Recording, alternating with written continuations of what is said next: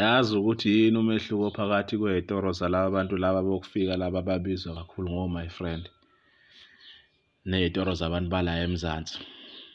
Uyafika uphethe na 100 rand uthi uyothenga esitoro somuntu wala eMzansi. Into yokuqala nje ozofika uyifice lapho ukuthi lo muntu uthengisa la kodwa yena uhleli le.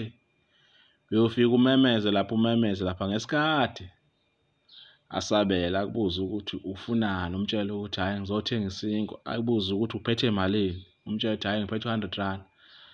Athi hey mina anginawo ushintsho, ucabanga ukuthi ngizothatha apho ushintsho ekuseni kanje? Uzothenga noma wena uzofuna ushintsho? Ethi ayihamba kuyoshintsha leyo mali-ke leyo ubuye usuzothenga. Ngiyasuka lapho mina ngiqonda le store sika my friend. Ngiyafika lapha lo muntu uhleli la kathengisela khona. Ngimtshela ukuthi ngifuna isinkwa. Angibuza ukuthi isinkwa esinjani, ngimtshela isinkwa esinjani, anginikeze isinkwa, anginikeze ushintsho. Phele kanjalo. Ncane nje into esishayayo singabantu baseMzansi esingayinaki.